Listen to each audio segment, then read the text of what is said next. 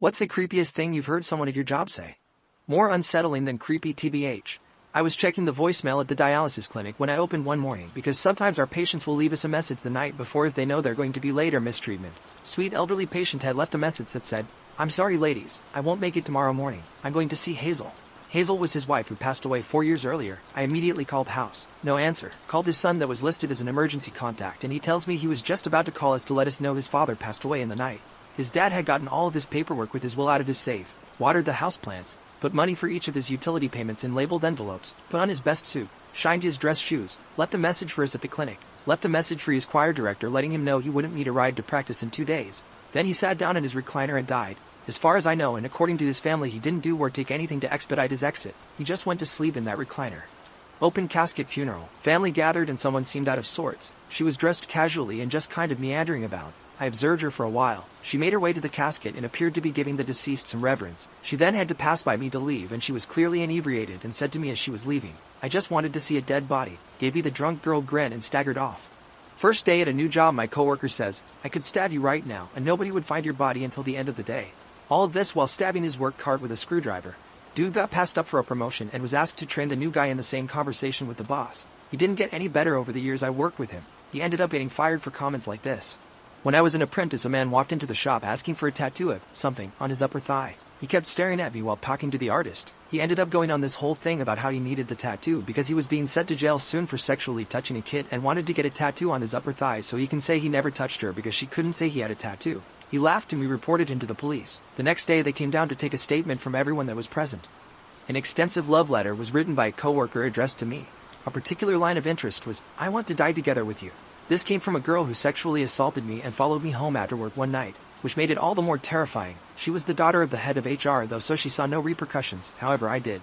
Get written up for unprofessional conduct after yelling at her when she grabbed my crotch one too many times. Had to call the police on her a few times to get her to lay off, and thankfully I don't work there anymore. This customer always flirted with me and always gave me gifts or money, but what really threw me off was him telling me about his new job where he'd be making $100 an hour overseas for a few months and said when he gets back he'll have enough money to buy me. I had a customer come in and ask what the youngest age was for someone to work there. My boss said that the minimum age requirement was 16. The guy then asked whether or not it mattered if they looked mature enough, or that they could pass for 16. My boss said no. He mentioned his granddaughter was 12, but could pass for being older. He smirked after, as if to receive approval and agreement from us about his granddaughter. My coworkers and I all exchanged faces of disgust and horror after he left. I had a patient tell me in graphic detail about how they attempted to sexually assault my coworker who was on night shift the previous night. He had cornered her in a small med room, but she was able to get out luckily. The detail which he went into, the tone, and the way he spoke just made every fiber of my being stand on edge. He said he was going to do it again that night, and they were meant to be together. He would take them both away the next night. Lots of details I don't want to repeat. Everything he told me he was not joking in any way. Management hadn't done a single thing about the attempted assault the previous night and he was in my care that day. Spoke with his attending and got into the right care floor he needed. Our med/cardiac wasn't the right spot for that. I strongly feel that if I hadn't he would have raped her or worse. I've never felt that way before. I am gauging that is our innate primal fear. My whole body was just screaming with anxiety. Danger warnings going off. I'll never forget the way he made me feel when he spoke about it. I'm just happy he wasn't able to hurt anyone. I interviewed this younger girl/woman, likely fresh out of high school, for a job at Spencer's. I asked her to share a leadership experience of hers. She described being one of many counselors at a Christian summer camp. And one night, they went into the campers' bunks masked with guns and brought them out one by one, saying things like, "This is what happens when you don't believe in God." She smiled through the whole thing, and I had to do everything I could to hide my absolute horror. She did not get the job. I really hope she found her way out of whatever cult she'd been a part of. Had a dude only last a few weeks. We'll call him Norman. One morning during break a few of us were in the break room and our boss's office is right there. And Norman and our boss were talking about cats and my boss said, "Yeah, cats can be a pain sometimes." And Norman said, "I was thinking about putting it in sulfuric acid." Norman left the break room and I asked my boss if he had heard what Norman said and replied yes. Told him that homeboy needs to go. It helped that Norman was terrible at the job and I could tell day one that we wouldn't last long anyway. He also did a lot of weird shit, said set off the wall things. Definitely an odd dude. Driving up to the up of Michigan through Wisconsin with a new guy at work. First time ever working with him. It was a pretty quiet ride most of the way. Nothing to look at besides trees and farmland. He randomly says, "This would be a great place to hide a body." Not sure if he even realized he said it out loud. I didn't say a word, just kept driving. This guy told me he was going to show me a beautiful world of glowing robot alien immortals far away. He said the only way people can get there is if he does something to them, but it's secret. He said it involved needles. Before that he hit on me and straight up wanted to have sex, but I turned him down. I didn't think his girlfriend would approve. He also said the same things to like 3 other girls we work with. Thankfully he quit not long after. I did not want to see what he was going to do to me to send me to magical alien robot land in the sky. Got dispatched to an attempted suicide call. Upon arrival I see a guy sitting on the porch. I walk up to him and ask him who shot themselves, and he said he did. I asked where, and he said in the head. Then he tilts his back and pointed. There was a smaller hole with a bit of blood, no exit wound. As we were loading for life flight he made his statement about fucking up. I think he knew he would likely die. He did die 3 days later from complications of brain swelling. When I was a window clerk, this customer kept complimenting me on my voice, how sexy it was and how he wanted to eat me up. He said he was going to wait for me all day outside and kidnap me. It was low-key terrifying because I couldn't tell if he was joking or whether I felt uneasy. I worked as a patient care technician in a hospital, and I was giving a bath to an aphasiac patient, totally coherent, who can't speak due to a stroke some 10 years back. My badge got caught in her hair as I leaned over her. She all of a sudden said, "Ow." This woman hasn't spoken since her stroke, so we were both very surprised. I looked at her with my mouth open, dumb in astonishment. She was just as shocked, but she knew the message she wanted to get out. "I want to die," she said quickly, like she's been wanting to say it for a long time. She looked directly into my eyes. "What?" I asked idiotically. "Let me die." She repeated as clear as the first time. "What do you mean?" I asked. There was a long pause and I saw her face shift to a disappointed frown. She wasn't going to speak again. I told the nurse in charge nurse. Then I got busy and soon my shift was over. I came back the next day, and her room was filled with flowers, feel better, balloons, and a bunch of family. Her husband was sitting on her bed flipping through a photo album and showing pictures of when they were young to the family. I could tell by her face how angry she was. She would not look at them, and I realized that the husband and this family have medical power of attorney over her, so they decide if she lives or not, and they won't listen to her. I look around the room, her IV, her feeding tube, her oxygen. All there to help her live because they want her to. She's done, but they won't let her go, and she's trapped inside her head wanting to rest and be done with the hospital, be done with her long suffering, totally coherent but unable to decide anything for herself because we can't hear her. I think of that often and it's a nightmare scenario for me. So scary.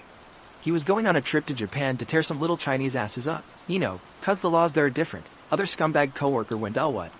What do you mean?" And Japan traveler coworker goes, "You know, so I can cheat on my girl without her finding out." That's what I meant. Pretty sure dude was talking about age consent laws or something. I know this sounds fake, but the dude described a crazy death penalty law, and when he googled me proof of the article it was the fucking Onion. Also he was a flat earther. My first job I ever worked there was this former Marine who got a job there around the same time as me. He was maybe 28. A little bit of a loudmouth and had a bunch of stories from the military. He would go on about how all the female Marines were total sluts, and they'd call them WMs or walking mattresses. He'd constantly ask the girls who worked there for rides home. I was never close to him. One day when I wasn't working, a military guy with a briefcase came in looking for him while he was in the back, and he immediately hid in the walk-in. Apparently he had sexually assaulted someone and had been dishonorably discharged and wasn't supposed to work a job without revealing his sex offender status. The weird assistant manager covered for him and said he wasn't there. He also lost his job. Pretty fucked up. And definitely made everything creepy he said before feel way more fucked up. I didn't technically hear it myself, but a coworker was upset that I was dating someone else and proceeded to tell a couple others in the office about how he wanted to commit a murder-suicide and talking about how the janitor would clean up the blood. Once I got wind of that, I went to HR and there was an internal investigation where he was fired, thank God. Apparently he had also made comments about messing with my card to cause it to break down. He didn't end up actually doing anything, but hearing about how he made comments multiple times about hurting me or my stuff was unnerving. I've since moved away, and don't have to think about him anymore. I used to work at a country club. There's a regular that is there almost every day. He drinks at least 14 beers a day and smokes a pack a day as well. He is actually a really cool guy, but one day he was talking to another regular. I walked into the men's card room and they were sitting there talking about something. I knew the second guy's daughter because I had gone to high school with her. I knew the first regular well, so we started talking and I mentioned that I knew the second guy's daughter. I started to walk away and the second guy said, "Yeah, I don't know where she gets that ass. It's definitely not from her mom."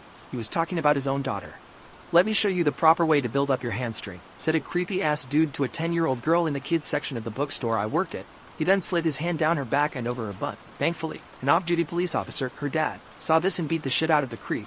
I was the manager on duty, and when I went to see what was up, Dad had creep in a headlock and asked me to call 911 and get specific information. The cops got there and, I'm not real sure what happened, but he fell a bunch, hitting his face on the little raised up stage they have for reading time. He was arrested. I don't remember his exact charges, but he was convicted and they found video evidence and a second victim came forward and he got charged and convicted of that one too. Or plead guilty, not sure. The crazy thing is we had 2 complaints from months prior about a dude asking kids weird hamstring related questions, but he was always gone before we could talk to him or the parents just wanted to take their child and leave. We kept employees in the area at all times, until the week or so before it happened, because we thought it was just one of those weird things. You'd be surprised at how much weird and pervy shit happens in a bookstore. My company works with this woman, who I hate. I hate her because, long story short, 2 years ago her son murdered his ex and she helped him cover it up and hide her dismembered body. We are not allowed to mention this when talking to her and she probably does not know that we know. Anyway, she told my coworker, "You remind me of my son."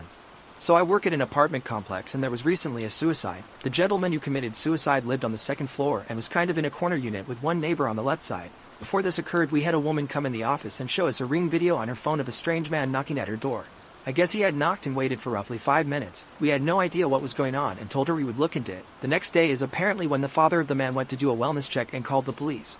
So we matched up all the times and he had knocked on this woman's door within a couple hours of committing suicide. It was so eerie to watch it back and see him standing there and only wondering what would have happened if she opened the door.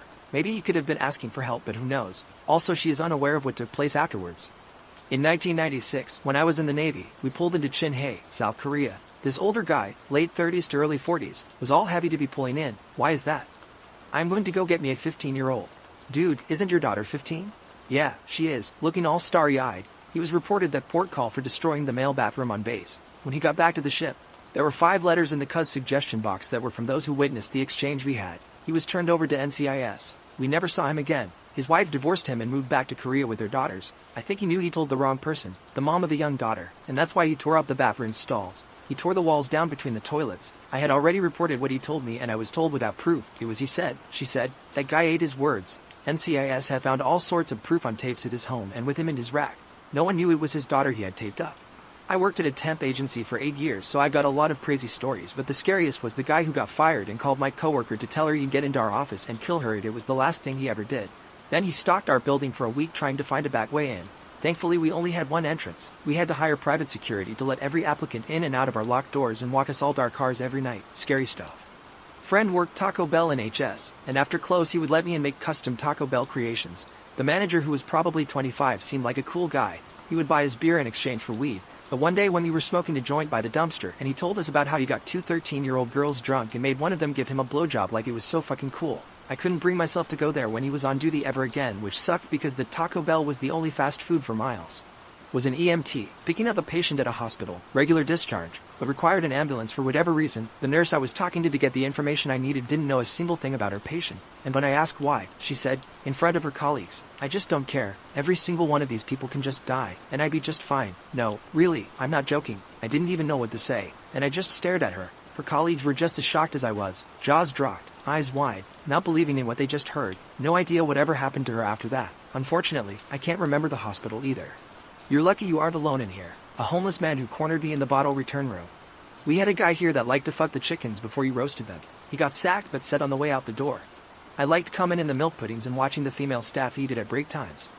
Used to live across a busy road from a funeral home. Knew a kid who worked there through a mutual friend. Had him veg my dryer for me and made us all dinner. Smoked down, they left. 3 days later I get a text. The glow from your computer monitor illuminates your face beautifully. I was in my den around midnight working on something. I realized he was watching me with binoculars from his car while smoking outside. I slid down in my chair super slowly and crawled to my window, shutting the curtains. The next morning after I saw his car leave, I went and told the director. He was caught doing it again that very night and fired. Thank God I moved. I would date her if I was still in high school, said by a 75-year-old teacher about a 14-year-old student. If you guys like this video, please drop a like and subscribe, and also check out my Instagram account Scary Time that is linked in the description, and as always, stay scary.